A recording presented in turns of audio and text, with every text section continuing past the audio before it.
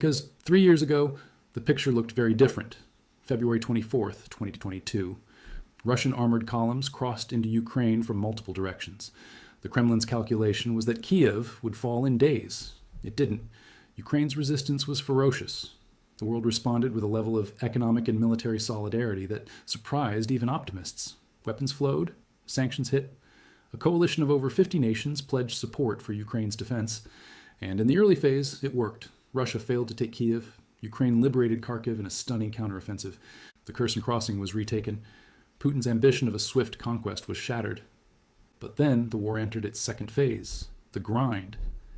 In the east, in the Donbass, along the front lines stretching hundreds of kilometers, the conflict became attritional. Both sides took catastrophic losses. The front lines moved, but slowly. Offensives were launched and stalled. Villages were taken and lost and taken again. Ukraine launched a major counteroffensive in the summer of 2023. It gained far less ground than hoped, and the failure of that offensive was a turning point in Western political psychology. It was the moment that war fatigue began to set in, not dramatically, not all at once, but steadily, as the realization spread that this war might not end in the clean Ukrainian victory that early optimism had imagined. By the time Donald Trump won the 2024 election and returned to the White House in January 2025, the war had been grinding for nearly 3 years. Ukraine was exhausted. Western political will was fraying. And a new American president came in asking a very different question than his predecessor. Not, how do we help Ukraine win? But how do we end this? Trump moved fast on diplomacy.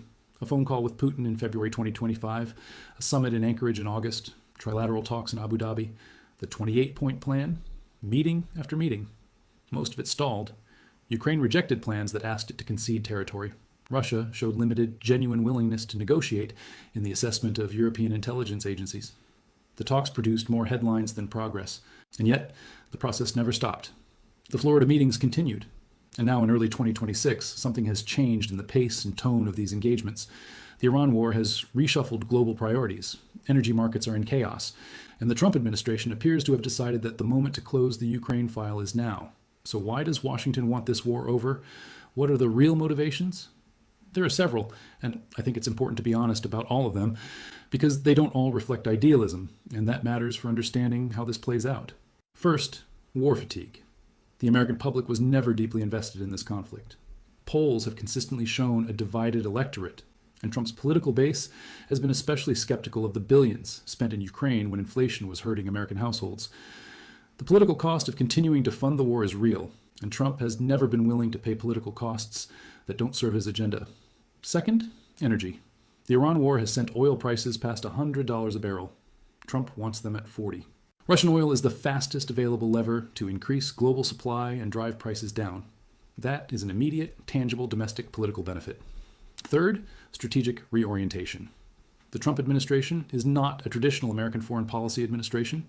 It does not prioritize the European security order, collective defense through NATO, or the rules-based international system. Its priorities are domestic economic performance, bilateral deal-making, and managing the great power competition with China. A grinding war in Europe is a distraction from all of those things. Fourth, and this one is important to understand, legacy. Trump has consistently framed ending the Ukraine war as a historic achievement. He campaigned on it. He has told anyone who will listen that he alone can close this war. Delivering a negotiated settlement, even a deeply imperfect one, would be presented as a defining foreign policy success of his second term. The personal motivation here should not be underestimated. And fifth, opportunity. The alignment of factors, Russia under economic pressure, global energy markets in crisis, a willing American president, may create a window that won't be open indefinitely. There is a real sense in parts of Washington that the moment is now, or it may not come again. Now, what about Russia? What is Putin's calculation?